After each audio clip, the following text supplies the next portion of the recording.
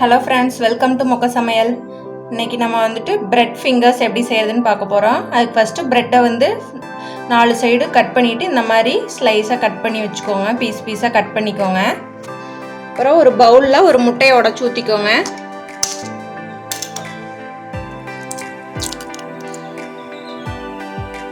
அது கூடவே கொஞ்சமா கரம் மசாலா, அதுக்கப்புறமா சில்லி பவுடர் கொஞ்சம் ஆட் பண்ணிக்கங்க. நம்ம இப்போ ஸ்பைசி ஃபிங்கர்ஸ் தான் பார்க்க போகிறோம். ஸ்பைசி பிரெட் ஃபிங்கர்ஸ் தான் பார்க்க போகிறோம். கூடவே தேவையான அளவு உப்பு ஆட் பண்ணிக்கங்க. அப்புறமா இஞ்சி பூண்டு பேஸ்ட் ஆட் பண்ணிக்கங்க. நான் இஞ்சி பூண்டு பேஸ்ட் வந்து ஒரு ஃப்ளேவருக்கு தான் ஆட் பண்ணுறேன். உங்களுக்கு வேணும்னா நீங்கள் ஸ்கிப் பண்ணிடலாம். இப்போ இது எல்லாத்தையும் சேர்த்து நல்லா கலந்து விட்டுருங்க.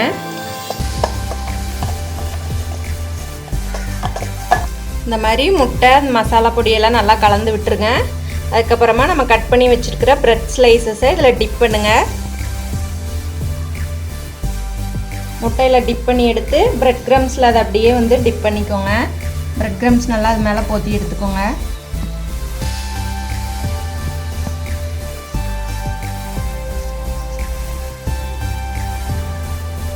இந்த மாதிரி பிரெட் க்ரம்ஸில் வந்து எல்லாம் டிப் பண்ணி எடுத்து வச்சுக்கோங்க.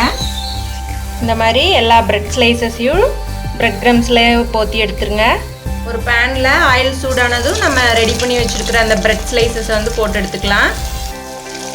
ரெண்டாக போட்டுடுங்க, இல்லைன்னா உடஞ்சிரும். ரெண்டு சைடும் நல்லா திருப்பி விட்டு வேக வச்சுக்கோங்க. நல்லா பொரிஞ்சதும் இதை நம்ம ஒரு பிளேட்டுக்கு மாற்றிடலாம்.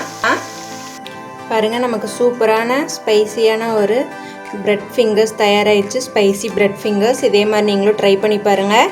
இந்த வீடியோ யூஸ்ஃபுல்லாக இருந்தவங்க ஃப்ரெண்ட்ஸ்க்கும் ஷேர் பண்ணிக்கோங்க. எங்கள் சேனலை சப்ஸ்கிரைப் பண்ணுங்கள். தேங்க்யூ.